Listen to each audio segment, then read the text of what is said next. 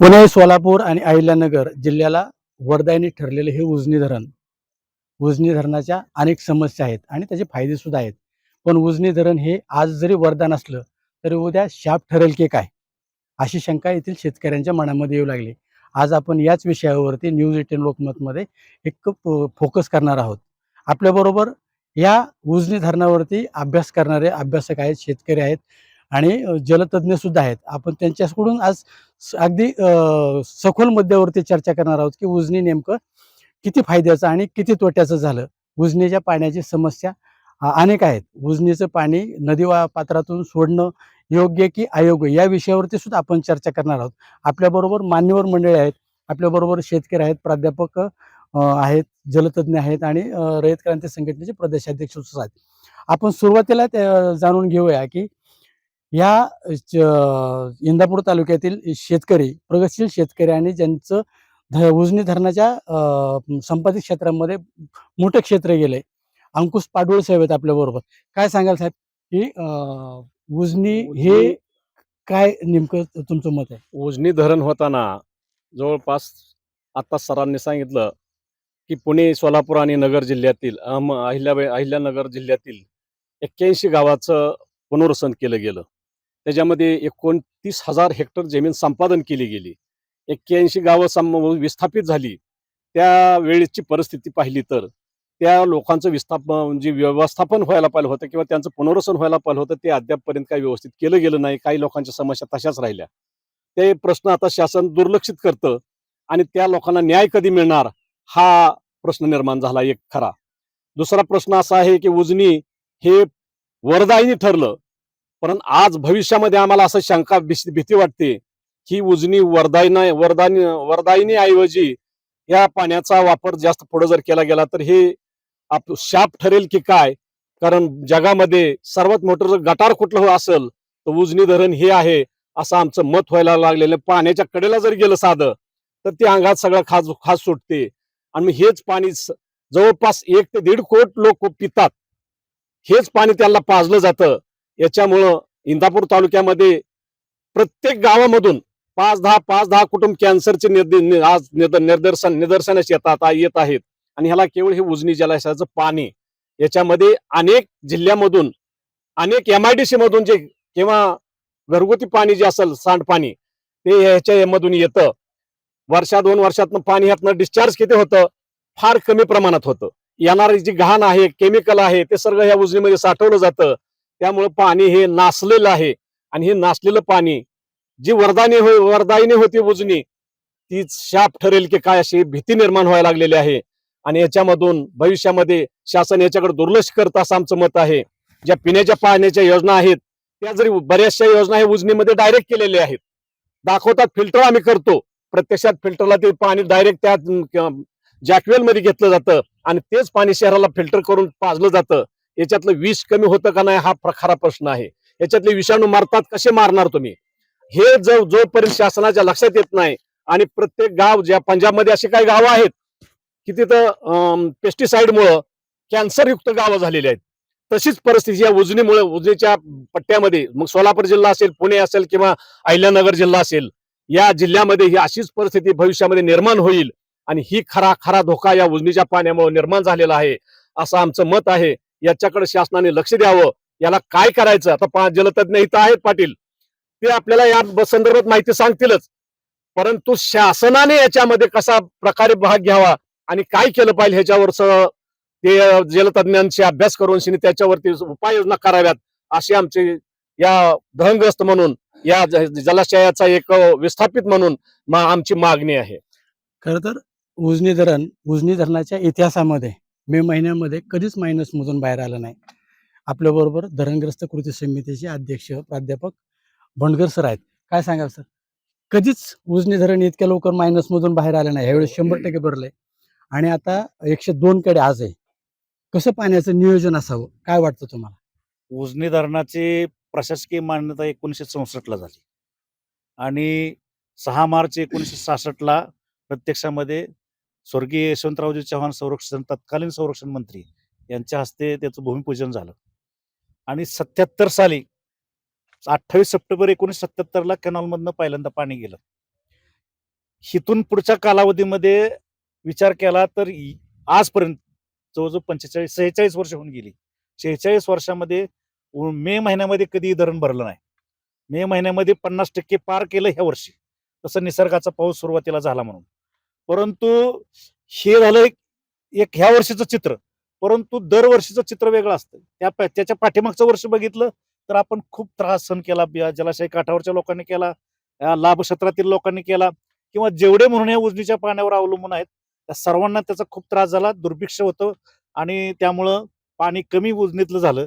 आणि उजनी जी आता पांडुळे आपण म्हणले तसं उजनी एक छोटंसं डबकं होतंय का अशी परिस्थिती निर्माण होती. म्हणजे हा विरोधाभास अनेक वेळा घडतो आणि म्हणून पाण्याच्या नियोजनाची नितांत गरज आहे. आणि उजनी धरण हे महाराष्ट्रातलं इतर कुठल्या धरणाची पेक्षाही उजनी धरणाचं नियोजन हे ढिसाळ आहे. कारण सर्वात मोठं पाणी क्षमतेचं धरण म्हणून उजनीकडे बघितलं जातं नवं ते आहेच. परंतु त्याचं जे एकूण साठा जो आहे पाण्याचा, त्या साठ्यातून पाण्याचं जे पूर्वी वाटप झाले, जे पूर्वी जो आपला सिंचन आराखडा होता त्याप्रमाणे जे वाटप झाले ते बाजूला ठेवून आता नव्यानं विनाकारण काही मान्यता दिल्या जात आहेत आणि त्यातून उजनीतनं पाणी जाते. त्यामुळं उजनीतल्या पाण्यावरती लोड येऊन इथल्या मूळ धरणग्रस्तावर अन्याय होतो. त्यांना जे बारमाही पाणी पुरवठ्यासाठी शेतीला पिण्यासाठी जी आवश्यकता आहे ते पाणी मिळत नाही. आणि म्हणून जी पसापर जमिनी ज्याला शेकाठावर आलेत त्या जमिनीचं वैराण होण्याची वेळ दूर नाही. आणि म्हणून लाभक्षेत्रात ही तीच परिस्थिती आणि जलाशय काठावरची तीच परिस्थिती. म्हणजे धरणग्रस्तांनी त्याग केला करा, परंतु पाण्याचं योग्य नियोजन होत नसल्यामुळं ही परिस्थिती व्हायला लागली. सरकारमधले विशेषतः माझा आरोप असा आहे की सरकार कुणाचंही असू द्या, जे यात उजनी धरणाच्या लाभक्षेत्रातले आमदार आहे ह्या आमदारांचं सरकारमधल्या लोकांची चांगलं असतं. ही मंडळी नेटाने पाणी नेतात, ह्याला गावठी भाषेतला शब्द वापरतो. आणि इथं कुठलंही नियोजन नाही, नियोजनाचा आराखडा बाजूला, सगळं गाशा गुंडाळून टाकून देऊन फक्त स्वतःच्या मनमानीप्रमाणे पाणी नेलं जातं. गेल्या वर्षीचं एक उदाहरण सांगायचं तुम्हाला मी सांगेन, हे चालू संपलेल्या वर्षातलं 80 दिवस कॅनलला पाणी गेलं, सलग 80 दिवस. आजपर्यंतच्या इतिहासामध्ये असं कधी घडलं नाही. पाळी किती दिवसाची असते? 40 दिवसाची असते. मधी 40 दिवसाचा 30 दिवसाचा गॅप पाहिजे, पुन्हा पाळी पाहिजे का सलग 80 दिवस पाळी? म्हणजे अशा पद्धतीनं बेमालूमपणे पाणी सोडलं जातं. ही नदी वाटेपणे आम्ही सातत्याने मागणी करतो. अरे सोलापूर शहराला 10 लाख लोकसंख्येचं सोलापूर शहर आहे, त्याला प्यायला पाणी न्यायचंय तुम्हाला, तर तुम्ही इथनं समांतर जलवाहिनी करताय. अरे ते जलवाहिनी 7 वर्ष झालं पूर्ण होती, अजून 7 वर्षात अद्याप ती कार्यान्वित आहे. ती जलवाहिनी जर झाली तर इथं 32 टीएमसी पाण्याचा अपव्यय टाळणार आहे. नदीतून पाणी सोडावं लागायचं ते सोडावं लागणार नाही. आणि म्हणून समांतर जलवाहिनी तात्काळ कार्यान्वित करायची पाहिजे. 2.5 टीएमसी पाणी फक्त सोलापूरला पिण्यासाठी लागतं. ते समांतर जलवाहिनीतून गेलं तर हे उरलेलं सगळं पाणी नदीवाटे जे सोडायचं, औस बंधाऱ्यामध्ये सोडायचं, ते वाचणार आहे. आणि म्हणून तात्काळ समांतर जलवाहिनी चालू करा. दुसरी गोष्ट, पाण्याचं नियोजन करताना लाभक्षेत्र आणि उजनी धरणग्रस्त यांचा विचार करून पाणी सोडा. असं बेमालूमपणे कुणी खालच्या आमदारांनी सांगितलं, वरच्या आमदारांनी सांगितलं आणि सोडा पाणी, ही काय घरचा कारभार नाही. खरं तर ज्या शेतकऱ्यांसाठी शेतकरी संघटना आबत आहे त्या शेतकरी संघटनेचे प्रदेशाध्यक्ष प्राध्यापक सुहास पाटील आहेत. पाटील साहेब, काय वाटतं हे शेतकऱ्यांना, म्हणजे उजनीमधून जे पाणी जातं खरं तर योग्य की अयोग्य शेतकऱ्यांसाठी? आणि दुसरा प्रश्न असा आहे की शेतकऱ्यांचं जे पुनर्वसन झालं, म्हणजे धरणग्रस्तांचं जे पुनर्वसन झालं ते योग्य की अयोग्य, का त्यांच्या अजूनही समस्या तशाच आहेत? यस, या महाराष्ट्राला उजनी धरण शाप की वरदान या बाबतीत आपण अनालिसिस केलं तर उजनी धरण वरदान कशा पद्धतीने ठरलं की उजनी धरणामुळं सोलापूर जिल्हा असेल, पुणे जिल्हा असेल, अहिल्यानगर जिल्हा असेल, या जिल्ह्यातली शेती आज सिंचनाखाली आली, बागायत झाली. आणि वरदान या शाप या पद्धतीने ठरला की या उजनी धरणामध्ये ज्या ज्या गावांनी योगदान दिलं, जी गावं विस्थापित झाली त्या गावांच्या अद्यापपर्यंत सुद्धा समस्या सुटलेल्या नाहीत. त्यापैकीच मी उदाहरण सांगतो. मी उजनी गावचा आहे, माझ्याच गावाचं नाव या उजनी धरणाला दिलं गेलं. आज अशी कंडिशन आहे की उजनी धरणामध्ये आमच्या गावचं 99% जमिनीचं क्षेत्र आज पूर्णपणे ॲक्विजिशन झालेलं आहे. असं असताना आमच्या गावच्या बहुतांश समस्या कुठल्याही सुटलेल्या नाहीत. अनेक जण, सगळ्या गावातल्या, आता सांगितलं बनगर सरांनी सुद्धा की आणखी उजनी धरणग्रस्तांच्या समस्या सुटलेल्या नाहीत. तोपर्यंत या सरकारने उजनी पर्यटन स्थळाचा सुद्धा विषय समोर आणलेला आहे. मग या बाबतीत आम्ही शेतकरी म्हणून असं म्हणू इच्छितो की अगोदर प्रकल्पग्रस्तांना न्याय द्या आणि नंतरच तुम्ही उजनी पर्यटन सारखं क्षेत्र इथं घोषित करा. असं नसताना आज 650 कोटी रुपयाची तुम्ही निविदा काढून आज उजनी पर्यटन तुम्ही स्थळ करायला लागलाय, पण मूळ प्रकल्पग्रस्तांच्या ज्या मागण्या आहेत त्या खूप दूरवर राहिलेल्या आहेत. आणि त्याच अनुषंगाने आज उजनी धरणाचं बघितलं की उजनी धरण आज 102% भरलेलं आहे. असं असताना तुम्ही मगा विचारलं की पावसाळा चालू व्हायच्या अगोदर मे मध्येच पूर्व मोसमी पाऊस पडला आणि त्या पावसामुळे उजनी पाणी या कॅचमेंट एरियात सुद्धा जादा पाऊस झाल्यामुळं उजनी भरलं गेलं. पण उजनी भरत असताना जवळजवळ 60-65 टीएमसी पाणी आज धरणातून फ्लड म्हणून वाहून गेलेलं आहे. ते पाणी सुद्धा आपल्याला अडवता आलं नाही. आणि एप्रिल आणि मे चालू झाला की या सोलापूर जिल्ह्यातली सगळी शेती पूर्णपणे धोक्यात येते. कालवा सल्लागार मंडळ आहे त्यांचे जे निर्देश आहेत त्याप्रमाणे कुठल्याही सिंचनाच्या योजना कार्यान्वित होत नाहीत. मग असं असताना आज सरकारने या सगळ्या गोष्टींकडे लक्ष देण्याची गरज आहे. आणि त्याच अनुषंगाने उजनीतला पहिलं उजनी गाळमुक्त करावं लागल, उजनी विषमुक्त करावं लागल. त्याची 2 कारण आहेत की आज उजनी धरणामध्ये पुणे जिल्ह्यातील पिंपरी चिंचवड भाग असेल तिथले औद्योगिक क्षेत्र असलेले किंवा बारामती असेल आणि या भागातील जेवढे साखर कारखाने आहेत या साखर कारखान्यांच्या डायरेक्ट रसायनयुक्त केमिकलयुक्त जो पाणी आहे ते डायरेक्ट पाणी धरणात सोडलं जातं आणि ते पाणी आमच्या इथं धरणात स्टोरेज म्हणून केलं जातं. असं असताना या धरणातील पाणी ज्यावेळेस आम्ही शेतीला देतोय त्यावेळेस शेती सुद्धा आमची आज पिकेनाशी झालेली आहे. क्षारपड जमीन आमच्या व्हायला लागलेल्या आहेत. म्हणजे आम्हाला विस्थापित तुम्ही केलं. आम्ही विस्थापित होत असताना आम्हाला अभिमान वाटतो की आम्ही उजनी धरणग्रस्त सगळी मंडळी आम्ही विस्थापित झालो. आम्ही आज 10 जिल्ह्यांना आज या आमच्या उजनीच्या पाण्याचा वापर व्हायला लागला. परंतु या सरकारने विस्थापितांकडे कधीच बघितलं नाही. प्रस्थापितांकडेच नेहमी सरकारचा कल राहिला आणि त्याच अनुषंगातून सोलापूर जिल्ह्यामध्ये जवळजवळ 40च्या वर साखर कारखाने झाले. ठीक आहे, आम्हाला सुद्धा बरं वाटलं की 40 साखर कारखाने म्हणजे सोलापूर जिल्हा हा सुजलाम सुफलाम झाला.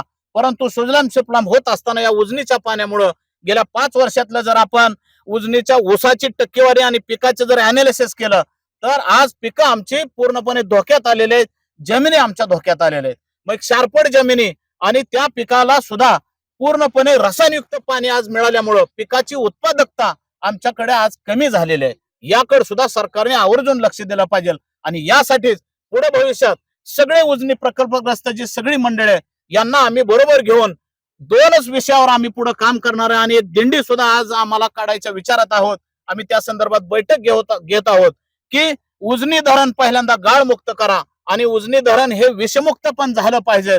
रसायनयुक्त पाण्याचा जो वापर आहे तो वापर बंद झाला पाहिजे. आज बरेच अधिकारी प्रत्येक 3 जिल्ह्यामध्ये जिल्हा प्रदूषण नियंत्रण मंडळ आहेत तिथले अधिकारी आहेत. पण अधिकाऱ्यांना प्रत्येक एखाद्या कंपनीचं जर जलनिस्सारण पाणी जे आहे त्या पाण्याच्या बाबतीतलं सर्टिफिकेट दरवर्षी दिलं जातं की पाणी त्यांचं अल्कोहोल स्टोअर करून निव्वळ पाणी आज उजनी धरणात सोडलं जातं. पण तसं होत नाही. अधिकारी आणि सर्व कारखाने यांची मिलीभगत असल्यामुळं उजनीत थेट रसायनयुक्त पाणी सोडलं जातं. त्यामुळे उजनीवरची मासेमारी सुद्धा धोक्यात आलेली आहे. आज आपण मासे खातोय, सगळे काही मंडळी मांसाहार करणारी मंडळी आहे.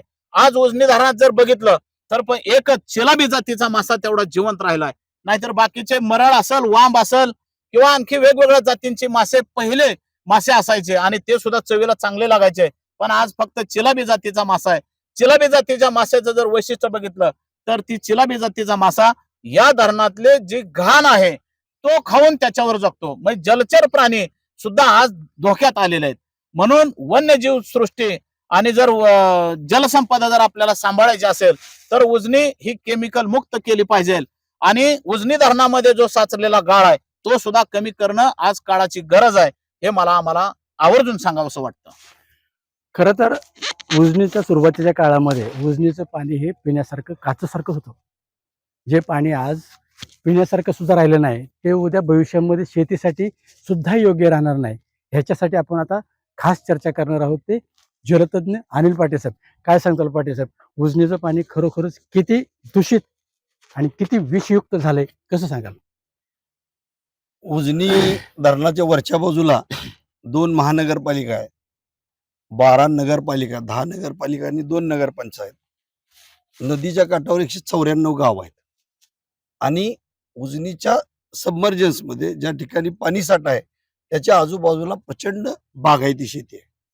आणि हा सगळा प्रदेश हा जो आत्ताच मडगर सर असतील, पाडोळे दादा असतील किंवा पाटील सरांनी उल्लेख केला, त्याच्यामध्ये येतं ते नेमकं काय येतं, ते 2 महानगरपालिका, 12 नगरपालिका, 10 औद्योगिक वसाहती MIDC, काही खाजगी औद्योगिक वसाहती आहेत आणि 18 साखर कारखाने आहेत. याच्यामधून जे वेस्ट निघतं ते बहुतेक ट्रीट न करता येतं आणि शेतीमध्ये जो आपण सगळे शेतकरी आहेत तिथं, शेतकरी सुद्धा excessive use of chemical fertilisers आणि पेस्टिसाइड्स जे म्हणतो आपण, मोठ्या प्रमाणात वापर केला जातो. पिकांची वाढ व्हावी म्हणून किंवा भाजीपाल्यामध्ये त्याला रंग यावा म्हणून मोठमोठ्या प्रकारची वेगवेगळी केमिकल्स वापरली जातात, फवारली जातात आणि युरिया सारखा आपला तो डिपॉझिट होतो तो पाण्यात येऊन होतो. त्याचा परिणाम काय होतो, जो आता सरांनी उल्लेख केला की मासे जिवंत होत नाहीत, त्याला सुद्धा ऑक्सिजन लागतो.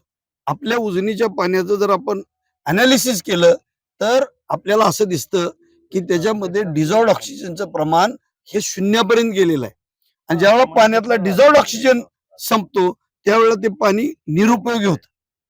या बाबतीत आम्ही 2011 साली 5 राष्ट्रातले लोक बोलवले होते आणि 3 जलाशयांचा अभ्यास केला होता. एक लेक उजनी आपल्या देशातलं, लेक बिवा जपान मधलं आणि लेक व्हिक्टोरिया आफ्रिकेतलं होतं. त्याच्यामध्ये तज्ज्ञांना या ठिकाणी बोलवलं होतं. बंडगर सर आणि आपल्या भागातल्या सगळ्या लोकांना त्याच्यामध्ये इन्व्हॉल्व केलं होतं आम्ही आणि त्या सगळ्या तज्ज्ञांनी सांगितलं की ज्या पद्धतीनं तुम्ही पाणी शुद्ध करताय, म्हणजे कुठलं इंडस्ट्रीमधून येणारं, शहरामधून येणारं, गावातून येणारं, जे नदीत मिसळतंय, अशीच पद्धत राहिली तर पुढच्या 50 वर्षात उजनी स्वच्छ होणार नाही, उजनीमधलं प्यायला पाणी चांगलं येणार नाही. आणि म्हणून सरकारनं त्यानंतर एक नमामि चंद्रभागा प्राधिकरण केलं. आम्ही सरकारचं अभिनंदन केलं, एक यात्रा काढली ज्याचा उल्लेख सरांनी आता दिंडीचा केला. तशी एक दिंडी आम्ही भीमाशंकर पासून ते सोलापूर पर्यंत काढली आणि सरकार आता आमची उजनी चांगलं करणार आहे. नमामि चंद्रभागा प्राधिकरण नमामि गंगेच्या धर्तीवर करणार आहे. परंतु दुर्दैवानं त्याच्यात काही घडलं नाही. त्या नमामि चंद्रभागा प्राधिकरणाचे अध्यक्ष आहेत मुख्यमंत्री. त्यानंतर दुसरी एक शक्ती प्रदत्त समिती नावाची एक समिती आहे, त्या समितीचे अध्यक्ष आहेत चीफ सेक्रेटरी. आणि तिसरी एक समिती आहे कार्यान्वयन समिती, त्याचे अध्यक्ष आहेत जॉईंट डिव्हिजनल कमिशनर. या एका मिटिंगला, 1-2 मिटिंगला मलाही त्यांनी बोलवलेलं होतं, डिव्हिजनल कमिशनर चंद्रकांत दळवी असताना. परंतु तिथं एक्सचेंज ऑफ इन्फॉर्मेशन शिवाय काही होत नाही. मग काय होतं, तर ह्या नगरपालिकेमध्ये तुमची इंदापूरची नगरपालिका आहे, सिवेज ट्रीटमेंट प्लांटच नाही. त्यावेळेच्या मुख्याधिकाऱ्यांनी सांगितलं आमचा आता DPR मंजूर झालाय, हे देणार आहे, टेंडर देणार आहे. तीच परिस्थिती बारामतीची आहे. बारामतीमध्ये या देशाचं नेतृत्व करणारी व्यक्ती आहे, मुख्यमंत्री राहिलेले आहेत, आता जी उपमुख्यमंत्री आहेत. तुम्ही कधीही त्यांना विचारा, राजकीय जोडे बाजूला ठेवून बारामती नगरपालिकेला अजून सिवेज ट्रीटमेंट प्लांट चालू नाही. सगळं पाणी आपल्या उजनीत येतं आणि तीच घाण पाणी खाली उजनीच्या जवळची लोक पितात आणि सोलापूर पार कर्नाटकापर्यंत जात. आता 3 जिल्ह्याचा उल्लेख झाला, पुणे, सोलापूर आणि अहिल्यानगर. त्याचबरोबर धाराशिव आणि लातूर यांनाही पाणी जातं आणि कर्नाटकातले सुद्धा गावाला. तिथं देखील या उजनीच्या घाण पाण्याच्या विरोधात एक मुवमेंट चालू आहे. तिथे भीमा नदी नीरू रक्षा रहित वर्ग समिती नावाची एक समिती आहे. आपल्यासारखाच पंचाप्पा कलबुर्गे नावाचा एक कार्यकर्ता तिथे ही मुवमेंट चालवतो. त्यांनाही त्रास होतो आणि त्याच्यामुळे असंख्य आजार होतात. आजार केवळ कॅन्सर पुरताच मर्यादित नाही. मग अशी पाडोळे दादांनी उल्लेख केला की इंदापूर तालुक्यामध्ये कॅन्सरचे रुग्ण आहेत. बऱ्याच तालुक्यामध्ये कॅन्सरचे रुग्ण मोठ्या प्रमाणावर यायला लागलेले आहेत. आणि केवळ कॅन्सरचे रुग्ण नाही दादा, तर लहान मुलं जी जन्मतात त्यांच्या आतड्याला छिद्र येणं, फुफ्फुसाला छिद्र येणं, हृदयात छिद्र येणं, अशा प्रकारचे याच्यापासून ते जनावरांच्या 2 वेतामधलं अंतर वाढलेलं आहे. आम्ही ज्या वेळेला 2011 साली इथं भीमानगर, पंढरपूर ते भीमानगर अशी या 3 दिवसाची यात्रा केली होती. त्यावेळेला आलेले निष्कर्ष अत्यंत भयानक आहेत. जनावरांच्या 2 वेतामधलं अंतर वाढले, तसंच तरुण जोडप्यामध्ये सुद्धा मुलं न होण्याच्या काही घटना, परंतु अत्यंत सेन्सिटिव्ह विषय आहे. प्रमाण वाढलेलं आहे. हे सरकारला आम्ही लिखित स्वरूपात दिलं, परंतु हे न होण्याचं कारण सरांनी एक चांगला मुद्दा मांडला की विष मुक्त झालं पाहिजे. हे कधी होईल, तर प्रदूषण नियंत्रण मंडळ स्क्रॅप करून त्याचं प्राधिकरण केलं पाहिजे, त्यांना अधिकार दिले पाहिजेत आणि त्यांच्यावर जबाबदारी निश्चित केली पाहिजे. हे का होत नाही? सगळे लागेबांधे अधिकाऱ्यांचे आणि राज्यकर्त्यांचे त्या व्यावसायिकाबरोबर आहेत. मग छोटी लोक, संख्येनं छोटा असणारा व्यावसायिक वर्ग आणि संख्येनं छोटे असणारे अधिकारी पदाधिकारी यांच्या संगनमताचा दुष्परिणाम संख्येनं मोठे असणाऱ्या सामान्य शेतकरी आणि ग्रामीण भागावर होतोय आणि ह्यांना वेगवेगळ्या आजाराला सामोरं जावं लागतं. मग आता काय केलं पाहिजे? तर प्राधिकरण करून पहिल्यांदा प्रदूषण मंडळ नीट केलं पाहिजे. आज सरांनी सांगितलं सर 10 MIDC आणि शेकडो 10,000हून अधिक कारखाने पुणे जिल्ह्यामध्ये आहेत आणि त्यांच्या प्रदूषण नियंत्रण मंडळामध्ये 18 लोक काम करतात. कधी ते त्यांचे सॅम्पल गोळा करणार, कधी टेस्ट करणार? कुठलीही यंत्रणा अस्तित्वात नाही. मग जो ज्या पक्षाचा असेल तो त्याचं उद करतो. आम्ही सुद्धा कुठल्या तरी पक्षाचे कार्यकर्ते असतो. मग आम्ही म्हणून काय त्या पक्षाचं उद करून उपयोग नाही. पक्ष म्हणून वेगळी गोष्ट, परंतु लोकांच्या आरोग्याचा ज्या वेळेला प्रश्न येईल त्यावेळेला सत्तेत बसलेल्या प्रत्येकानं जी शपथ घेतली त्याला अनुसरून प्रामाणिकपणाने याच्यात काहीतरी केलं पाहिजे. आज उजनी मधला डिझॉल्ड ऑक्सिजन 0 पर्यंत गेलेला आहे. केमिकल ऑक्सिजन डिमांड आणि बायोलॉजिकल ऑक्सिजन डिमांड हे जे 2 घटक आहेत हे आंतरराष्ट्रीय मानकाच्या, ज्याला WHO किंवा आपल्या भारतीय मानक ब्युरोनं जे ब्युरो ऑफ इंडियन स्टँडर्ड ज्याला म्हणतो, ज्यांनी ठरवून दिलेलं आहे, त्याच्यात 700 ते 1000 पट घाण झालेली. आणि म्हणून आपल्याला हे सगळं करायचं असेल तर सगळ्या सिस्टीम बदलणं गरजेचं आहे. आणि याच्यासाठी एक तर सरकारनं बदललं पाहिजे, नाहीतर जे लाभधारक, ज्याला स्टेक होल्डर जे आहेत, व्यापारी तो उभे आहोत, ह्या लोकांनी बदललं पाहिजे. कारण माझंही गाव या उजनीच्या लाभ क्षेत्रातच येतं, आम्हाला देखील तेच घाण पाणी मिळतं. परंतु पाडोळे सर जे दादा जे म्हणाले त्या पद्धतीनं ज्यांच्या योजना डायरेक्ट उजनीतून झालेल्या आहेत, मग ते सरचं गाव असेल, पाडोळे दादा म्हणतात ते योजना असतील, त्या लोकांना जास्त त्रास आहे. आणि ज्या ठिकाणी विहिरीतलं पाणी पिलं जातं त्या ठिकाणी कमी त्रास आहे. एवढाच उजनीमध्ये फरक आहे, दुसरा काही सुद्धा फरक नाही. महाराष्ट्रातलं सर्वात प्रदूषित धरण, ज्याला आपण डबकं म्हणूया, ती उजनी आहे. आणि ते पाणी इथं फक्त आणि फक्त घाण वर्षानुवर्षासाठी ती स्वच्छ होण्याची कुठली यंत्रणा नाही. म्हणून गाळ काढला पाहिजे. तो जर गाळ काढला तर त्याच्यातले सगळे बॅक्टेरिया निघून जाते. आणि तो गाळ पण किती आहे? एकदा 2014-15 साली याचा अभ्यास केला. धरणं मोठी बांधल्यानंतर केंद्र सरकार, दीपक भोसले या ठिकाणी तो विनंती, तुम्ही इकडे यावं. उजनीमध्ये गाळ किती आहे? दर 2 वर्षाला अभ्यास केला जातो. उजनीमध्ये 90 कोटी टन वाळू आहे आणि 60 कोटी टन गाळ आहे. हे जर बाजूला केलं तर 2017च्या धोरणानुसार आपल्याकडं त्या वाळूची किंमत त्यावेळच्या दरानं 55,000 कोटी रुपये होती. म्हणजे जर उजनी स्वच्छ केली तर या ठिकाणचं शेतकऱ्यांची मागणी आहे, पाडोळे दादासारख्या जुन्या राजकीय सामाजिक कार्यकर्त्यांची मागणी आहे की विषमुक्त केल्यामुळे लोकांचं आरोग्य सुधारेल, पाण्याचा साठा वाढेल आणि आलेले जे पैसे आहेत त्याच्यामधून या सगळ्या योजना करून आपल्या भागातल्या प्रत्येक माणसाला पाणी दिलं जाईल. आज दुसरी गोष्ट सरांनी जो उल्लेख केला, बंडगर सरांनी, की पाण्याच्यासाठी इथं 300 पाणी वापर संस्था आहेत. याच्यावर महाराष्ट्र हे पहिलं राज्य आहे की ज्यांनी पाण्या शेतकऱ्याकरवी सिंचन व्यवस्थापनाचा कायदा मंजूर केला, परंतु त्याचा देखील उजनीला उपयोग होत नाही.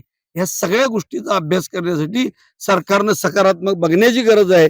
आणि नमामि चंद्रभागा प्राधिकरण जे माननीय मुख्यमंत्र्यांच्या अध्यक्षतेखाली आहे त्याचं देखील पुनर्स्थापना केली पाहिजे. त्याला वेगवेगळे अधिकार दिले पाहिजेत आणि पाणी वापराचे अधिकार दिले पाहिजेत. प्रदूषणाच्या बाबतीत त्यांच्यावर जबाबदारी दिली पाहिजे, असं मला याचा अभ्यासक म्हणून वाटतं. खरं तर उजनी हे ह्या 3 जिल्ह्यासाठी वरदायिनी ठरलेलं आहेच, पण ते शाप ठरू नये याच्यासाठी प्रशासन नेमकं काय उपाययोजना करेल आता हे पाहावं लागेल. मधुकर गालांडे, न्यूज 18 लोकमत, इंदापूर, उजनी.